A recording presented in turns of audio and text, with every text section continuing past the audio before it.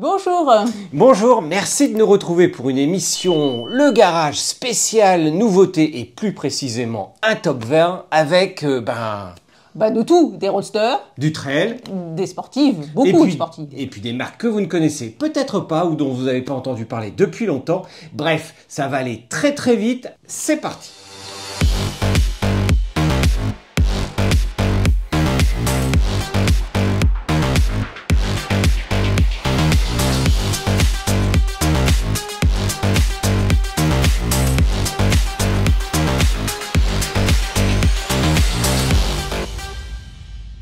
Bon, alors avant toute chose, un top 20 est subjectif par nature.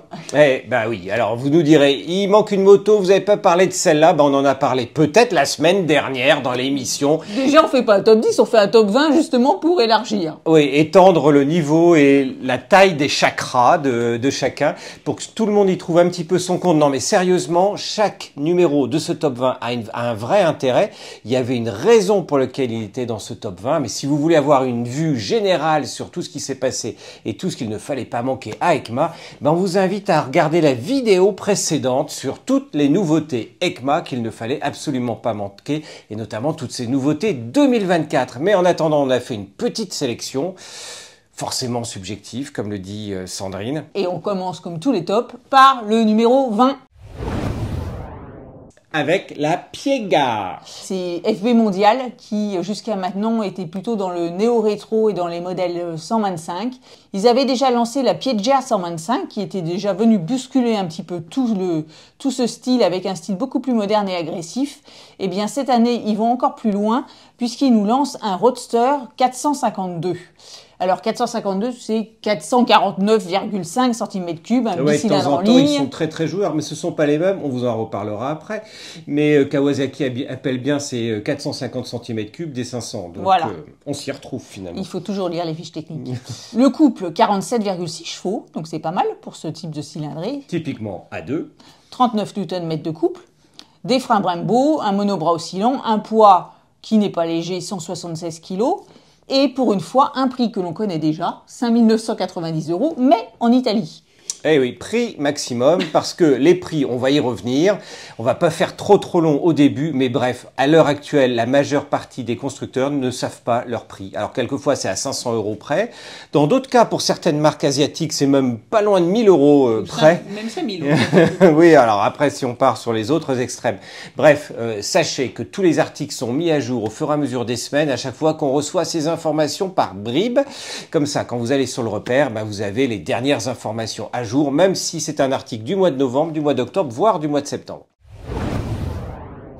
Elle est 19e place. L'Imola, oui, c'est pas pour s'immoler, mais franchement, c'est une bonne nouvelle. On voit Fantic vraiment revenir très très fort depuis les fameuses Caballero qui étaient ton coup de cœur l'année dernière. Oui, des scramblers. Là, ça devient presque plus raisonnable. Du moins, c'est dans une autre catégorie. Effectivement, c'est une sportive, d'une 125 cm3. Et avec un petit moteur Minarelli, puisque Yamaha a racheté Minarelli. Il y a quelques années, jusqu'à ce que Minarelli reprenne son entière liberté. Mais en attendant, pendant cette union fabuleuse entre Minarelli et Yamaha, il y a eu une grosse usine complètement refaite de fond en comble en Italie. Ça a donné certains moteurs qui sont utilisés sur les petites 125. Et maintenant que Minarelli est redevenu indépendant, ils les ressortent sous leur propre marque, les Fantic, et avec notamment cette Imola, mais c'est pas la seule. Parce que c'est une plateforme et il y a déjà eu le Roadster de lancer. Donc on aura 15 chevaux, des suspensions Fantic réglables, un cadre mi-alu mi-acier, des freins Brembo bien sûr. Il faut s'attendre à un petit prix qui sera haut de gamme et peut-être au niveau largement des 125 Yamaha, voire plus. Une autre sportive, avec Cove. Marque chinoise, on avait interviewé son PDG tout jeune, à peine 35 ans, qui expliquait face caméra tous les problèmes de management qu'il avait dans son usine en Chine. Et depuis, la langue de bois commence à revenir au niveau d'un certain nombre de marques, malheureusement, mais on adore avoir des PDG qui se lâchent un tout petit peu face à nos caméras. Et en l'occurrence, l'année dernière, ils avaient sorti pas mal de modèles, dont une Cove Rallye 450 engagée au Dakar. Et donc là, c'est un 4 cylindres. en ligne de 443 cm3, 70,7 chevaux et 39 Nm de couple. Donc il y a beaucoup de chevaux pour une 440 cm3. Et puis surtout, ce qui est bien, c'est un 4 cylindres parce que franchement, sur ces petites cylindrées, on est ça plutôt change des vies en ligne. Ça change des bicylindres au sens large. Et ça, c'est encore une bonne nouvelle. Et un poids à sec de 165 kg. Et on se retrouve à peu près sur les poids des 400, mais avec le rapport poids-puissance et les chevaux, ça risque d'être franchement sympa. Une petite 400 avec 70 chevaux, ça va pulser. Et donc la marque déclare que ça sera lancé l'année prochaine en Europe. Allez, on est dans la série des sportives. Toujours côté asiatique, avec cette fois-ci Vosges. Alors on connaît bien Vosges depuis plusieurs années parce qu'ils ont dévoilé d'abord les 500 en néo-rétro, en roadster, en trail qui étaient hyper sympas, qui sont arrivés en mode 525 dernièrement. Là il y a du chevaux parce que la 660 chez Vosges. Là c'est un 4 cylindres en ligne aussi, de 660 cm3, 100 chevaux, un 0 à 100 annoncé en 3 secondes 5. Ce qui va quand même pas mal pulser. Et une vitesse maximum annoncée aussi de 240 km/h. Ce qui en fait nous fait dire que ça va commencer à devenir vraiment sympa, d'aller titiller un petit peu le leader du segment avec la Kawasaki ZX6R pour faire un comparo avec cette Vosges 666 en espérant qu'elle arrive l'année prochaine parce que pour l'instant rien n'est moins sûr. Mais il y a aussi la Honda CBR 600 RR. Et oui, donc cette année, on se retrouve avec presque de downsizing. Ça va donner vraiment un regain d'intérêt pour toutes ces cylindrées qui étaient plutôt, non pas dédaignées, mais presque, entre les 400 et les 600. On va désormais pouvoir se faire plaisir réellement sur la route. Tout en gardant ses points. Encore une sportive. Et oui, dans la série des 400, on vous parle des marques un peu asiatiques, mais marques italo-chinoises avec Benelli, qui avait quant à elle sorti plein de sportifs déjà avec les 302 et les 402 cette année. C'est les 500. Avec la Tornado. Et oui, une nouvelle sportive qui est compatible bien sûr avec le permis A2. Et cette fois-ci, c'est un bicylindre en ligne de 500 cm3. Qui nous change des Tornado Trail, où on avait un 3 cylindres, ce fameux 3 cylindres. 47,6 chevaux, 46 Nm de couple, compatible Euro 5+, fourche Marzocchi, amortisseur réglable, des freins Brembo, 186 kg tout plein fait. Quand on a le poids tout plein fait, on n'a pas le poids à sec, on peut les déduire, mais au moins on vous donne des vraies valeurs données par les constructeurs. Bon, maintenant pour retrouver ces petits entre le poids à sec, poids vide, poids tout plein fait, c'est pas toujours simple. Eh bien, on continue en Chine avec QJ Motor. Oui, et puis avec les sportifs, parce qu'on l'a vu, on monte en gamme avec des 125 qui passent 300, des 500, des 660 cm3. Eh bien là, la 1000 avec la QJ Motor. QJ Motor qui a effectué un rapprochement stratégique avec MV Agusta. Donc dans cette QJ Motor, on retrouve le fameux 4 cylindres en ligne de la MV Agusta, un petit peu descendu. Comment faire du neuf avec du vieux, c'est ça? Ouais, enfin en attendant, elle a une super gueule quand même, la SRK. On ne sait pas si elle sera distribuée en France, mais en tout cas, elle a une super gueule. Mais c'est vrai qu'ils ont repris toutes les pièces de MV Agusta, puisque c'est le moteur de 1078 cm3 qui était apparu en 2009. Ils ont gardé les mêmes codes d'alésage et de course qu'à l'époque, mais attention parce que cette fois-ci le bloc a été ici dégonflé à 144 chevaux et 112 Nm de couple. Bon, pour une 1000, c'est peu quand on compare les dernières nouveautés BMW avec les S1000 et les M1000R et M1000XR, S1000XR, M dans tous les sens. Oui, c'est peu, mais ça sera largement suffisant et on espère un prix plus contenu également avec un bloc, lui qui a fait ses preuves, ça évite les casse-moteurs, c'est mieux quand on n'est pas sûr de la garantie. Ah, du trail, ça faisait longtemps. Eh ben oui, parce que le trail, c'est quand même la grosse partie, la grosse section du marché. Tous ceux qui n'aiment pas le trail, vous avez dû être contents, on vous a parlé de sportive, et puis après on vous parlera de roadster, naturellement, pour ceux qui n'aiment pas non plus le trail. Et de scrambler. Ah bah oui, les scramblers avec Sandrine. S'il n'y a pas au moins un scrambler dans ce top 20, je me fais juste trucider. Et là, c'est le même principe que sur les autres, que sur les sportives, c'est les moteurs de 400-500 cm qui font leur apparition, et ça, c'est pour notre plus grand bonheur. Eh ben oui, parce que des trails de 1300 cm3, pourquoi faire à 20 000 voire à 30 000 € avec les options?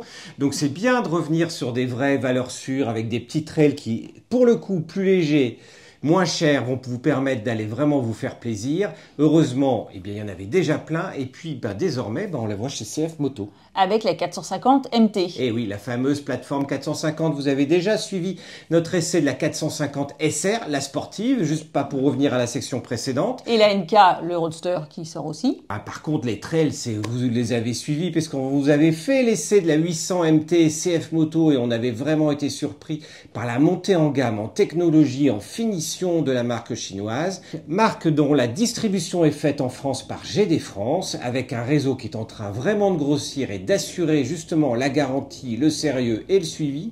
C'est plutôt une bonne nouvelle pour cette machine, d'autant plus que Damien, qui les a toutes essayées, les a trouvées absolument géniales.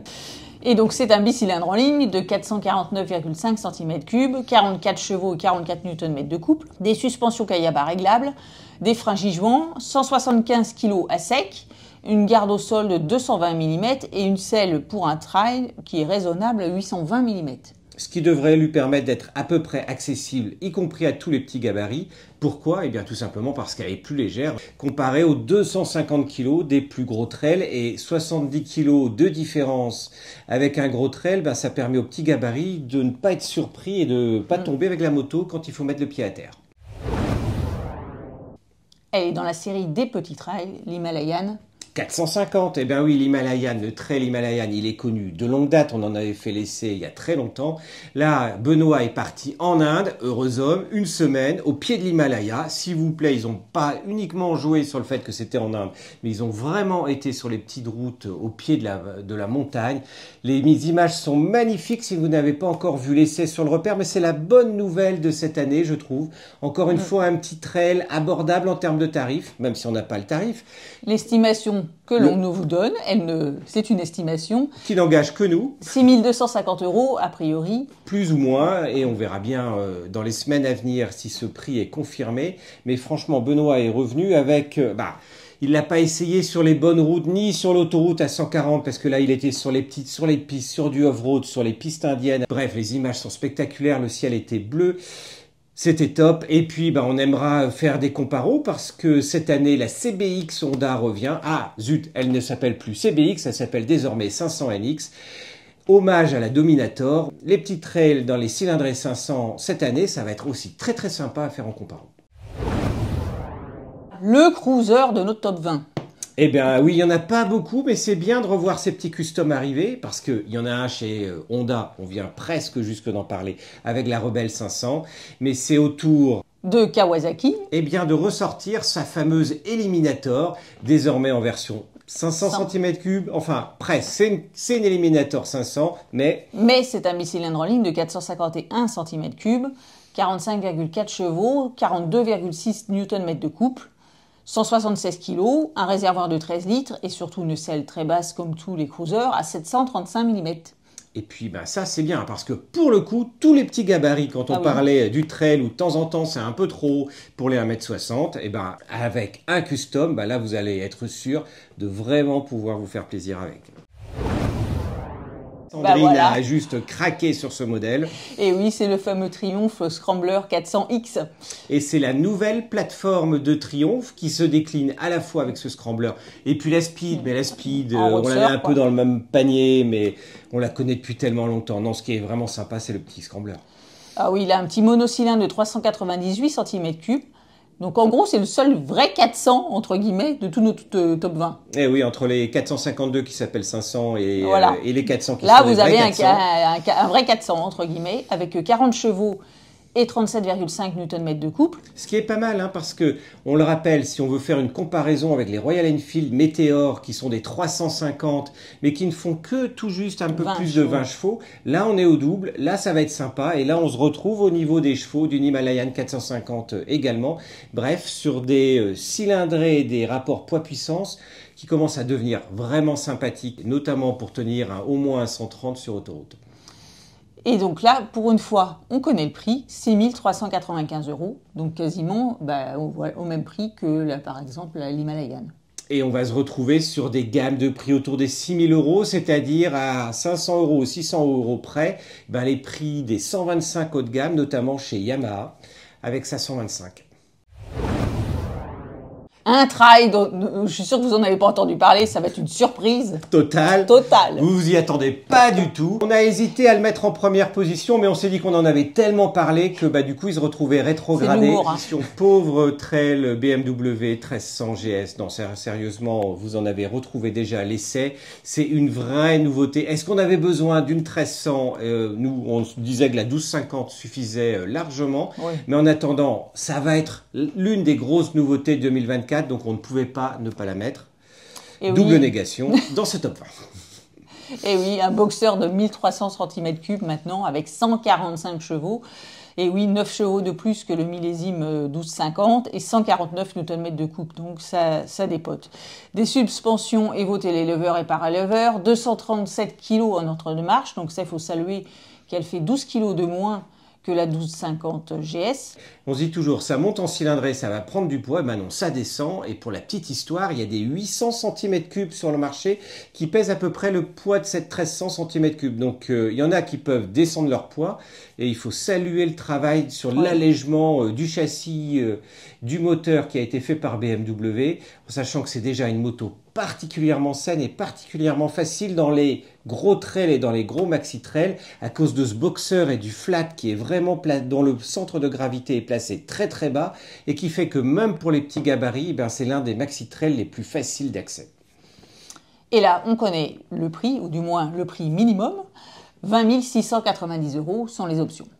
En sachant que chez BMW, au cours des 2-3 dernières années, il y a beaucoup d'options qui sont passées de série. Donc le prix augmente, mais c'est parce qu'il intègre ce qui était autrefois en option. En attendant, ils sont pas fous. Il y a toujours le catalogue d'options qui est long comme un bras, voire un jour sans fin. Donc de toute manière, le prix peut toujours monter jusqu'à 27 ou 28 000 €. Ah, un Roadster. Un Roadster, et puis sur une marque qui renaît cette année littéralement. On l'avait déjà entreaperçu avec un premier voire un deuxième modèle l'année dernière. On parle de, bien sûr, Moto Morini. Et oui, qui revient cette année avec plein de modèles que l'on connaissait déjà, mais notamment en termes de nouveautés, la Corsaro 750. Qui va se décliner en deux versions, avec une version Roadster et une version sportive, entre la 750 et la 750 Sport. Et donc là, c'est un V-Twin, tout nouveau moteur, un V-Twin à course courte, typique de Morini. Mais attention, il faudra attendre 2025 parce que là, ils nous l'ont dévoilé 2024, mais en production, ça sera pour commercialisation 2025. Un V-Twin à 90 degrés, donc de 749 cm3, 96 chevaux, une promesse d'un poids en dessous des 200 kg, une selle à 820 mm, ce qui est plutôt classique, un petit peu haut pour un Roadster. Oui, ce qui est un peu haut pour un Roadster, on peut le dire. Oui. Et qui sera bridable à deux. Ce qui est bien aussi, c'est que Moto Morini nous avait plutôt habitués à un peu du néo-rétro. Et bien là, on arrive vraiment sur une moto qui se rapprocherait presque du look d'une MV Agusta en termes de face avant. Et les faces avant cette année, Dieu seul sait si elles sont vraiment parties dans tous les sens. On parlait juste avant de la GS, mais on va vous parler, spoil, d'un autre modèle qui a une face avant complètement délirante. Bref, les faces avant, les phares que des motos cette année, ils en ont pris plein la tronche. Quand on parle de face avant... on arrive sur la grosse nouveauté, je dirais presque l'unique grosse nouveauté Yamaha, avec... la XSR 900 GP. Et bien surtout la version GP, parce qu'on vous parlait d'une sportive, voire d'une R9 chez Yamaha. On l'attend toujours, ça ne sera pas pour cette année. Peut-être l'année prochaine sur la fameuse base du CP3, mais on avait découvert à Goodwood la DB40, DB comme Aston Martin, mais non, c'était pas une Aston Martin, mais c'était bien une moto de course, un petit peu dans le style néo-rétro. Et du coup, ça colle avec l'XSR, notamment toutes ces XSR 700 et 900 chez Yamaha, pour une version de sportive néo-rétro vraiment élégante et qui prend un vrai risque en termes stylistiques. Déjà que les sportifs, ça marche pas forcément énormément en France, mais là, au moins, cette moto-là est unique. Côté technique, on retrouve le 3 cylindres en ligne CP3 de 889 cm3, 119 chevaux, 93 Nm de couple, une selle haute à 835 mm, des suspensions Kayaba réglables et un poids de 200 kg. Ah, une des nouveautés Suzuki. Et ça, on resalue à nouveau la rivée de Suzuki. Bah oui, après... Renaissance. La renaissance, oui. Et puis nous, on part pas à Tahiti, mais en attendant, on aimerait bien voir cette fameuse... La GSX-S 1000 GX. Eh oui, on s'attendait à, on vous en avait proposé une GSX GT, ben non, ils ont préféré le GX. Par contre, sur la lignée d'une Yamaha Tracer 900 par exemple, on n'en est pas loin, mais le look est vraiment sympa. Bah, maintenant, ça va plus être les trails. Les trails vont devenir old school, ça va être les sport tourers maintenant. Ah bah oui, les sport tourers, c'est vachement mieux que les trails. Mais en attendant, ça va devenir ce mix entre routière, mais pas avec un gros look de routière un petit peu lourdaude, et pas non plus un trail trop haut, perché. Là, on va être juste entre deux. Ben, c'est peut-être la nouvelle mode, en fait, le sport tourer. Je parie dessus.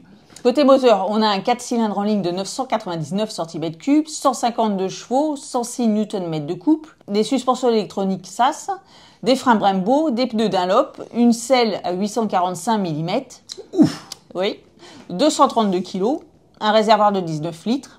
Et là, pour une fois, on connaît le prix aussi, 17 899 €. Et puis, moi, j'aime bien un Sport Tourer qui vous permet d'aller loin avec 19 litres, d'autant plus que les consos ont plutôt tendance à tourner autour des 5 litres, ce qui va dire que l'on va être sur des autonomies de 400 km. Ça, c'est la grosse bonne nouvelle. Un poids en baisse, 230 kg, tout plein fait, ça reste vraiment sympa pour ce type de machine qui avant était franchement lourde. On avait du mal à monter dessus, je me rappelle des FJR. Chapeau pour quand je vois certains propriétaires de FJR pour voir ce qu'ils font et ce que fait notamment la gendarmerie avec les FJR. Là, on retrouve des motos beaucoup plus légères, mais avec du peps quand même et de la puissance. Bref, ça va être très très sympa à essayer cette année aussi. L'essai devrait être publié fin novembre. Un roadster de folie. Eh ben oui, The Beast, ou presque, parce que chez KTM, il y en a plein des petites motos, des 690, des 790, des 890, et après les 890, on trouve... La 990. La 990, mes frères, tout à fait. En attendant la 1390 aussi. Mais ils auront vu toute la gamme Duke cette année, puisque les 125, 390 et jusqu'à la 990 pour l'instant ont été dévoilés. Et là, on retrouve un bicylindre en ligne, le fameux LC8C, de 947 cm3, 123 chevaux, 103 Nm. Et un poids très réduit de 179 kg. Oui, alors là, les rapports poids-puissance, eh bien, ça va vraiment... dépoter. Ça va être vraiment sympa d'aller l'essayer, celle-là aussi. On vous donne rendez-vous très vite, puisque l'essai va arriver en vidéo également sur le repère. Début 2024. Et puis avec une petite, parce que quand on en essaye une grosse, il faut aussi les petites, parce que les petites bien... la fameuse 390. Eh oui, et le tout sur circuit et sur route, bref, ça va envoyer. Honda qui a refait toute sa gamme et tout son catalogue cette année. Bon, il y a beaucoup de coloris, mais il y a aussi un renommage sur plein de modèles qui deviennent un petit peu plus logiques parce que, pour les X, avant c'était les CBX, maintenant on se retrouve avec les CB 500X pour les trails. On se retrouve avec des roadsters qui s'appellent Hornet, au lieu d'avoir des R dans tous les sens où on ne sait plus si c'est une sportive ou un roadster. Et quand on parle de roadster et de Hornet, il fallait la Hornet 1000. Oui, obligatoirement. On se rappelle des fameuses Hornet 900. Personnellement, après, il y a eu les CB1000R, notamment pour le Roadster 1000. Franchement, c'était des motos super sympas à découvrir, faciles de prise en main, comme beaucoup de Honda, vous me direz. Mais c'est une vraie caractéristique de la marque qui reste encore vraie aujourd'hui. On oublie le côté néo-rétro pour un côté beaucoup plus incisif, moderne. On aime ou on n'aime pas, vous nous direz. Qui se rapproche vraiment entre un mix entre une Ducati Street Fighter et une Kawasaki Z900. Eh oui, pas loin, vraiment, avec un style très très acéré auquel Honda nous avait pas vraiment habitués jusqu'à présent, mais en attendant, elle a un vrai look. Et côté moteur, on a le 4 cylindres de 999 cm3 de la Fireblade. Donc de la sportive CBR 1000R, R, Fireblade, j'ai oublié aucun R, j'espère, que l'on va également essayer prochainement et que vous retrouverez également en vidéo sur le repère. Donc 149 chevaux et 100 Nm de couple, donc ça va dépoter aussi. Un nouveau moteur chez Ducati. Oui, un monocylindre. Et par contre, dans une gamme de motos que l'on était habitué à voir chez Ducati, parce qu'il y en a eu dans pleine cylindrée. Oui, c'est les hypermotes. Eh oui, 796. 9,39. Et puis là, on sent. J'adore les hypermotes, elles sont vraiment fun. Alors, elles sont souvent très hautes. On se là rappelle aussi. notamment de l'Aprilia Dorso Duro, qui était mais d'une super fun. C'est vraiment dommage que cette machine n'ait pas aussi bien marché qu'elle aurait dû et qu'elles n'ont pas très très bien marché chez Ducati non plus, ces hypermotes. C'est vraiment dommage. Si vous avez l'occasion de les essayer, ces motos sont topissime. Franchement, elles sont fun. On fait le con avec ces motos-là. Après, tu fais pas 500 km sur la oui, selle. il faut que chacun ait sa moto, que ça soit devant ou derrière. En tout cas, avec cette moto-là, on peut vraiment s'amuser. Et donc, c'est un monocylindre, effectivement, de 659 cm3, 77,5 chevaux, 63 Nm de couple. Le poids ultra léger, 151 kg. Et autant vous dire que le fun, un mono, poids léger. Ça va dépoter. Ça va dépoter. Mais elle sera aussi possible en bridage à deux. Et ça, c'est l'autre bonne nouvelle. Il n'y a pas de raison que les motos sympas ne soient pas accessibles aux A2. Et le prix, on le connaît, 12 790 €. Oui, alors ça, par contre, ça C'est pique pas un sympa. peu, parce que pour un A2, déjà, ça pique. Pour un 659, moi, je trouve ça quand même un peu cher. Bah, c'est une Ducat. Oui, bah oui, on paye. Ah bah, une moto qu'on n'attendait pas, c'est un petit peu l'idée de ce top 3, c'est des motos que l'on n'attendait pas du tout, qui ont créé la surprise. C'est la raison pour laquelle on les a mises là. Ce sont sûrement pas elles qui feront les tops des ventes. Ah non, ça c'est sûr. Mais en attendant, c'est proche de nos coups de cœur, et quand on a une grosse surprise et un coup de cœur pour une marque qui revient également de très très loin, et j'ai nommé Bimota. avec la Terra, et oui, Bimota qui a été racheté par Kawasaki. On a déjà essayé la Tesi sur le repère des motards, et bien on espère pouvoir essayer la Terra prochainement avec un système Terra qui vous permet de monter et de descendre sur la moto. Le système Terra permet effectivement d'ajuster la hauteur de la moto de plus ou moins 30 mm, c'est-à-dire 3 cm, pour une garde au sol de 174 mm. Et franchement, c'est quelques motos qui commencent à avoir ça. On pense à la Harley Davidson Pan America également, qui permet en option ou dans le modèle supérieur, eh bien, quand vous vous arrêtez de descendre sensiblement, pour les petits gabarits comme moi, franchement, ça vous permet de bien mettre un pied au moins à terre d'un côté. C'est rassurant et ça évite de chercher le marchepied ou le trottoir pour mettre le pied pour s'arrêter. Là, le moteur n'est pas en reste puisque c'est aussi un 4 cylindres. Il y a beaucoup de 4 cylindres. Hein. Le 4 cylindres Kawasaki Supercharge de 998 cm3, 200 chevaux, 137 Nm de couple. Bon, maintenant, le prix, il va pas être en reste non plus parce qu'on ne le connaît pas, mais juste pour info, la Tesi H2 vaut 64 000 € à l'heure actuelle. Ouais. Donc, on vous laisse imaginer le prix de ce modèle-là s'il est lancé. Deuxième place. Ah la Stelvio, vous le savez, on adore Moto Guzzi. On a adoré la V85 et notamment la V85 TT quand elle est arrivée. La V100. Mandello, que l'on a adoré tout autant. Et là, voir la Stelvio renaître avec ce modèle, avec un look entre... justement, entre V100 et puis V85. Touareg. Oui, Touareg V85, on va dire.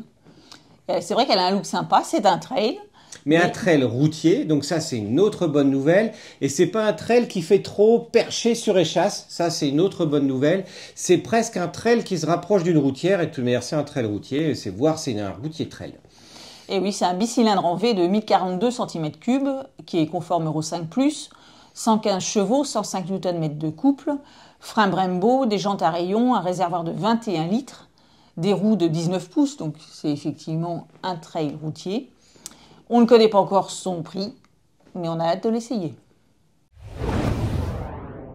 Et la première place.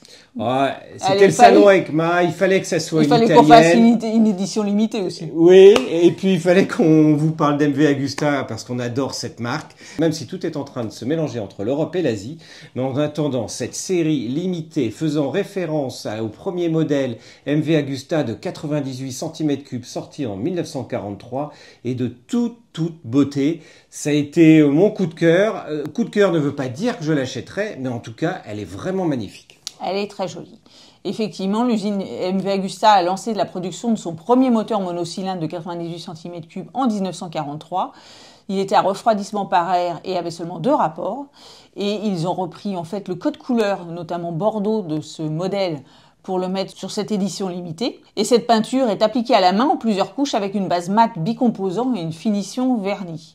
Alors après, il y a des petites astuces en plus. Il y a une plaque 98 édition limitée. Ça, c'est standard. C'est standard. Il y a un numéro de série gravé sur le T de fourche supérieur. Et puis, toute cette peinture appliquée à la main avec ces détails qui sont réalisés, explique en partie le fait que MV Agusta, qui fait déjà d'origine des motos qui sont plutôt déjà en série limitée quand elles sont de série, là quand on a une vraie série limitée, le prix il est stratosphérique, voire mésosphérique pour ceux qui ont l'habitude de me suivre. Eh ben oui, donc limité à 300 exemplaires, et les 300 exemplaires valent chacun 31 099 €. Ce qui est presque accessible pour une série limitée MV Agusta quand on voit les tarifs de certaines séries limitées désormais qui dépassent les 50 000 voire les 60 000 €. Voilà, c'était pour terminer sur une moto que peu d'entre nous auront la chance d'avoir dans leur garage un jour. 300 dans le monde. 300 dans le monde. En attendant, elle est très belle. Si un jour vous la découvrez sur la route, n'hésitez pas à la prendre en photo et à nous l'envoyer, à la partager, parce qu'on aimerait bien la voir.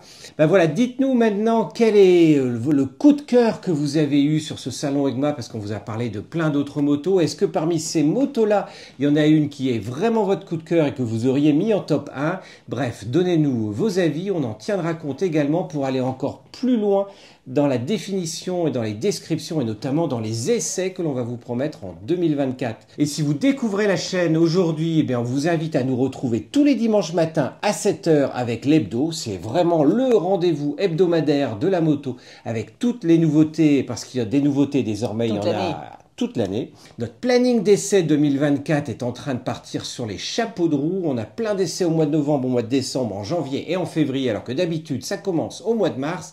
Bref, il va y en avoir beaucoup sur la chaîne. Merci de nous suivre. Merci encore pour tous vos commentaires chaleureux, tous les commentaires bienveillants que vous avez eus sur nos dernières vidéos. Et d'ici la prochaine émission, et notamment les émissions spéciales Roadster, Trail, Sportive, Néo-Rétro, bref, tout ce qu'on va trouver. À bientôt. Ciao. Ciao. Tu veux le laisser au milieu comme ça? Comme tu veux, parce que si tu vois ou pas. Moi, j'ai pas besoin de voir. Je les ai en tête. Tout. Oui. Non. Allez, bonjour. À la tienne. Bonjour. Bonjour et bienvenue. Merci de nous retrouver sur l'émission. Putain, je suis plus habitué, moi. Les amis du petit déjeuner, tout ça, non. C'est pas aujourd'hui. Bon, allez, recommence. Bon, alors avant toute chose, un top 20. De toute façon, ça va être long. Ça va aller très très vite. C'est parti. Moi, se moque tout le temps de moi. Un top 20 est subjectif. Putain, c'est chaud ça. T'es sûr que t'as passé? Bon, je sens mon pantalon qui crame là. Si c'est le pantalon, ça va. Oui. Là, on revient à nos moutons. Et surtout aux trails. Parce que les trails, c'est ce qui permet de traverser les moutons qui traversent la route. Ah putain, j'en dis des conneries quand même. Ah ouais, il a rien fumé ni a bu. Bêtisier. Le carénage est très dans... Les traits dents. Très dents. C'est entraînant. Ah, une chatouille. Poids léger.